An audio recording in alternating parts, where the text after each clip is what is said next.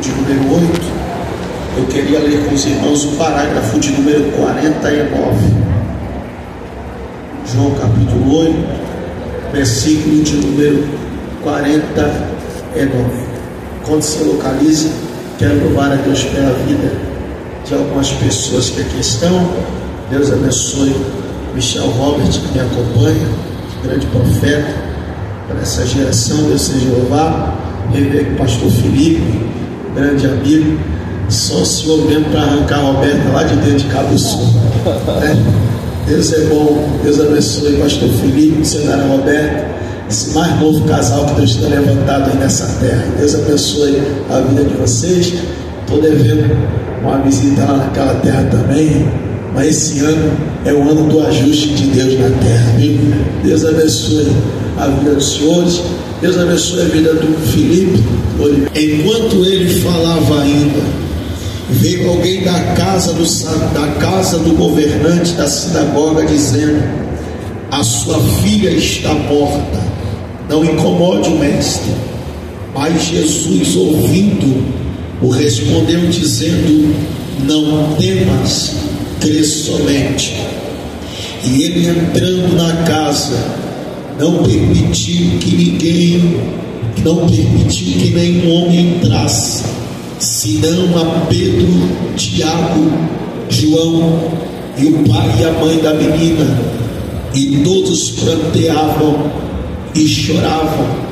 Mas ele disse: não chores, ela não está morta, mas ela dorme.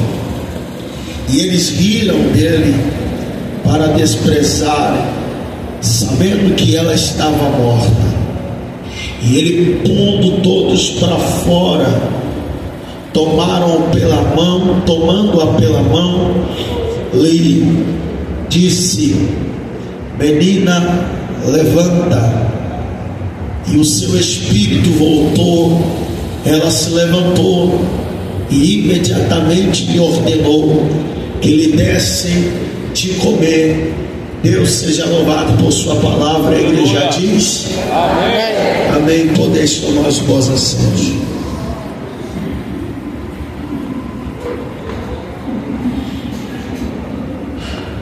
Eu prometo não ser enfadonho,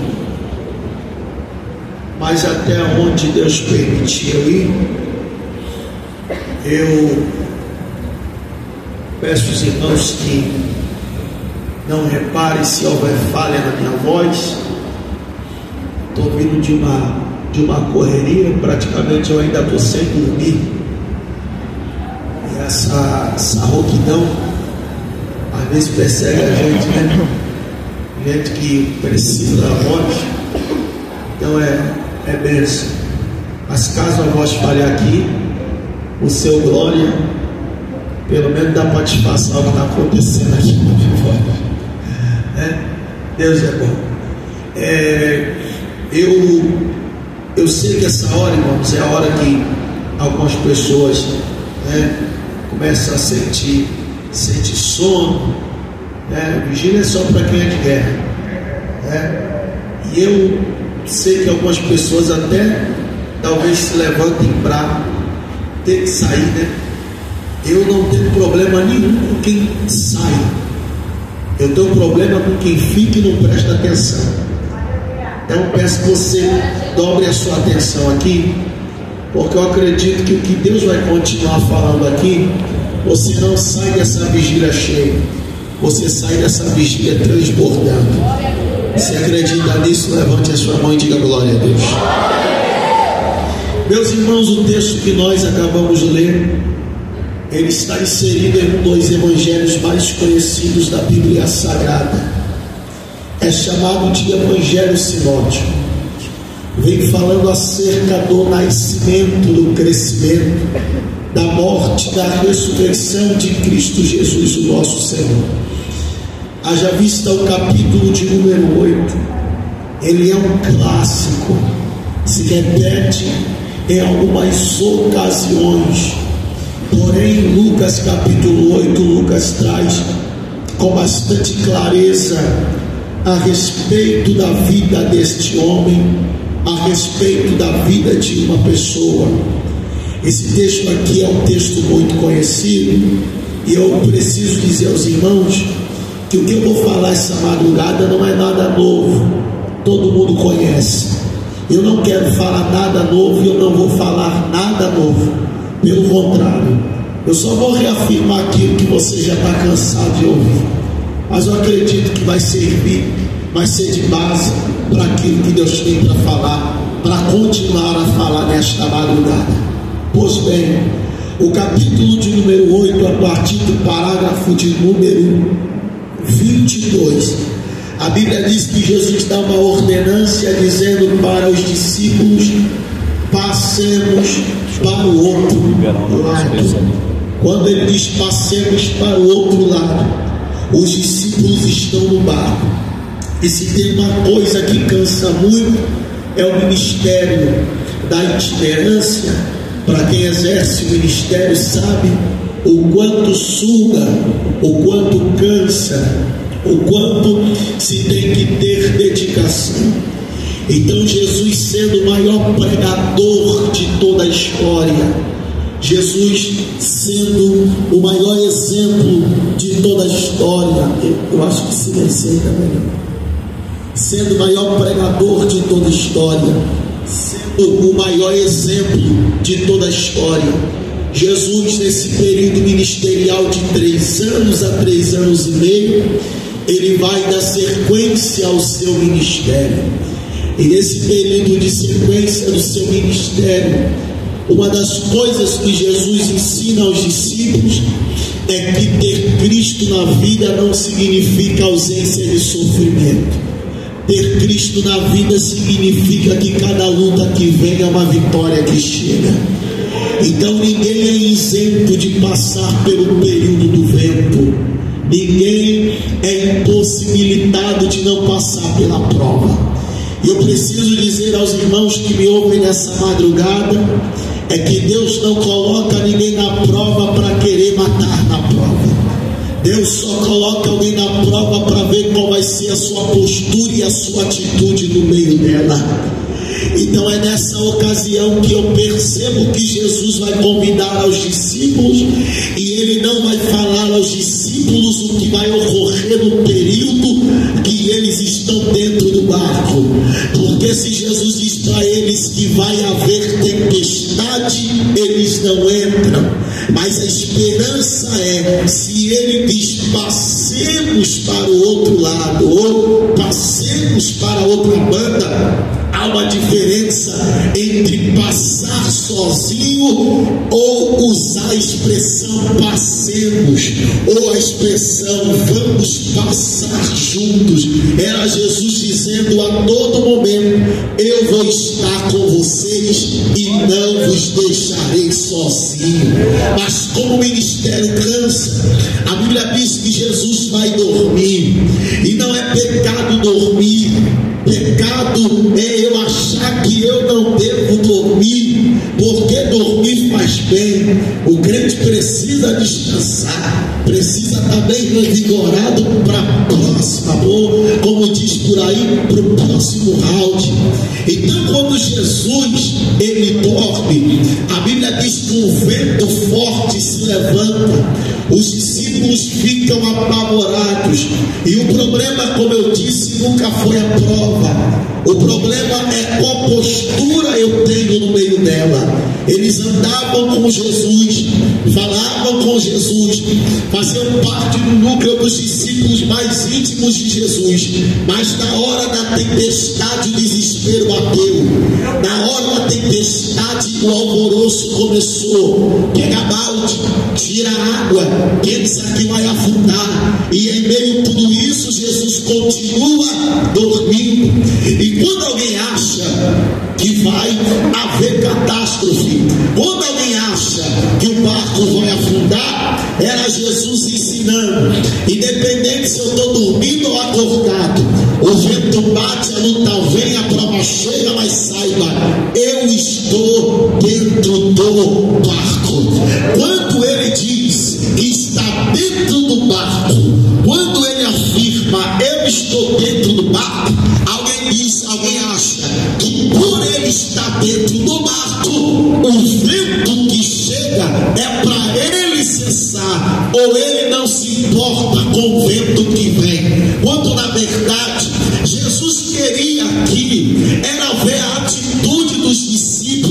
se eles podiam exercer a autoridade que foi liberada a eles. Eu não sei se alguém está aí para aplicar.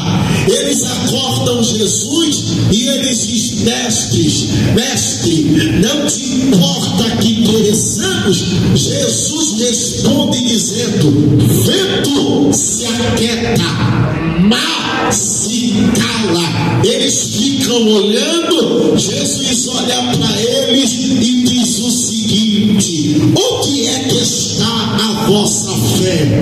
Por que, pregador? Porque na hora que é para exercer a fé, alguém esquece da fé. Quando é para praticar na fé, alguém esquece que tem fé. Jesus olhou para ele e lhe disse: vocês têm fé para tudo, mas não têm fé para acalmar uma tempestade? Eles olharam e disseram: só temos uma pergunta a fazer. E qual é a pergunta? Que homem é esse que até o vento e o mar lhe obedecem? Eu vou soltar um negócio aqui e eu não sei quem tem glória para dar irmão para levantar, mas já vai. A resposta de Jesus, a resposta para essa pergunta não está no barco. A resposta desta pergunta está quando Jesus chega em Gadara, porque eles perguntam: que homem é esse que até o vento e o mar lhe obedece? Quando Jesus pisou em Gadara, o homem totalmente endemoniado, ou os demônios que falavam pela boca do moço, disseram assim: Jesus Cristo. Eu não sei se você está aí, vou falar de novo. No barco alguém pergunta quem é esse, mas em Gadara o demônio diz: esse aí é Jesus Cristo. Eu não sei quem tem mão para levantar a boca para dar glória e coração aberto para receber, mas só ama a verdade. Se discípulo que anda com ele não sabe quem ele é, demônio quando vê ele tem que respeitar. Pega na mão de quem está do seu lado, diga para ele, diga para ela: eu não sei você, mas se alguém um dia não sabe quem ele é, demônio vai ter que respeitar e vai dizer: ele é Jesus. Um dia Jesus conversando com os discípulos, Jesus olhou e disse: o que os homens dizem que eu sou? Ele diz assim: uns dizem que tu és Jeremias, outros dizem que tu és Elias, outros dizem que tu és João, outros dizem que tu és o profeta. Ele olha para Pedro e diz: e você diz o que eu sou? Ele diz: tu és o Cristo. E se alguém perguntar que homem é esse que até o vento e o mar lhe obedece, quando chega em Gadara, o demônio diz: é Jesus Cristo que chegou, é Jesus Cristo que chegou, é Jesus Cristo que chegou. Eu vim dizer para alguém: em um ambiente espiritual não há espaço para dois. Ou Jesus fica ou o diabo fica. Mas como o diabo não tem nem a chave da casa dele, o céu diz: pode ir embora, porque o vento veio para derrubar, o vento veio para impossibilitar a chegada, mas já que eu cheguei, o diabo vai ter que respeitar e dizer: é Jesus, é Jesus, é Jesus, é Jesus quem chegou. Olhe para cá e prepara para dar glória. A Bíblia diz que tem um homem que está morando em sepulcros, ele vive totalmente acorrentado, a corrente não sustenta. A Bíblia diz que ele anda nu por toda a Gadara. A Bíblia diz que ele se encontra com Jesus, e quando ele se encontra com Jesus totalmente possuído, totalmente demoniado, reconhecendo a sua supremacia, reconhecendo a sua grandeza, reconhecendo que ele é, o que ele faz, o que ele tem. A Bíblia diz que ele olha para Jesus e pergunta: Jesus Cristo, por que viestes me atormentar? Jesus olhou para ele e disse: como é o negócio? Ele disse: Jesus Cristo, por que vieste nos atormentar? Perceba a expressão é no plural, porque se ele diz viesse me atormentar, percebemos é um demônio. Mas quando ele diz viesse nos atormentar, Jesus diz: só para sobrecarregar minha consciência. Eu só quero fazer uma pergunta que não é de costume fazer. Ele olha e diz: pode fazer. Ele diz: qual é o teu nome? Ele diz: é Legião, porque são muitos. Aí Jesus entendeu. Quando ele diz são muitos, porque ele diz: viesse nós atormentar, era a Legião já dizendo: ele chegou para acabar com a nossa festa, ele chegou para desfazer o laço de morte, ele chegou para acabar com tudo aquilo que a gente tinha planejado. Nem o primeiro plano foi executado. Aí Jesus olhou e disse: olha, eu cheguei aqui, mas eu não vim bater papo com o demônio, eu não vim aqui fazer entrevista com o demônio, eu não vim aqui para saber o número da casa que o demônio mora, eu só vim aqui para dizer que nunca mais legião nenhuma vai perseguir a vida desse moço. Olhe para cá e prepara para a glória. Jesus olhou para ele e disse o seguinte: tu vai ter que ir embora e vai ser no meu nome. Irmão, é a primeira vez que eu vejo alguém tendo medo da própria casa, porque diabo só entra onde ele acha brecha. Glória. Diabo só entra onde ele acha brecha, porque o diabo, para acabar com a vida de alguém, ele só quer uma brecha. Olhe para cá, porque isso aqui vai ficar muito sério. Jesus olhou para ele e disse assim: vou te mandar para o lugar da onde você nunca deveria ter saído. Ele olhou e disse: não me lança pro abismo. Olhe para cá e pega quem quiser. Sabe o que eu entendi aqui? É que se o diabo tem medo da própria casa, que dirá nós, quando é pregado que só há dois caminhos, céu ou inferno. Olhe para cá e prepara para dar glória. Tem gente que não acredita, que acha que não é realidade esta palavra, esta grandeza, esta verdade. Mas o diabo diz: por favor, não nos lance no abismo. Pregador, qual é o problema? O problema é que o diabo queria fazer um reboliço na cidade. O problema é que o diabo queria deixar prejuízo na cidade. E ele sabia que virar para a cidade de cabeça para baixo era só entrar dentro dos porcos. Olhe para cá e prepara para a glória, porque o diabo gosta de porcaria, o diabo gosta de sujeira, o diabo gosta de lambuzasse, o diabo gosta de muita coisa. Olhe para cá, porque se tiver preço para pegar, vai ficar limpo. Jesus olhou e disse: se é porco que tu quer, é porco que tu vai ter, porque é melhor cuidar do porco do que tu querer matar um ser humano. Pega na mão de alguém, segura a mão dele. Se puder reajustar o som para mim, eu trocar microfone, alguma coisa assim, que daria muita microfonia. Pega na mão dele, por favor, só não pegue na mão desligada, pegue na mão de quem está ligado. Diga para ele e diga para ela: eu não sei você, mas se tiver demônio na tua cozinha, vai ter que sair. Se tiver demônio na tua sala, vai ter que sair. Só pegando. Se tiver demônio na tua rua, vai ter que sair. Se tiver demônio na calçada, vai ter que sair. Se tiver demônio, eu não sei aonde é que tem a potestade, mas Jesus está dizendo: eu cheguei para desfazer todas as obras do diabo. Se tiver que entrar no porco, que entra, mas na tua casa o demônio não entra. Eita, ele está aqui. Levanta as suas mãos aí no alto que pode. As tuas mãos, as tuas mãos, as tuas mãos lá no alto. Põe retorno para mim. As tuas mãos, porque Deus falou para mim: avisa para alguém, enquanto está nessa vigília, de mão levantada e de boca aberta, no glória da igreja, vai cair demônio, vai cair macumba, vai cair depressão, o diabo vai ter que matar. Pega na mão desse crente aí, por favor.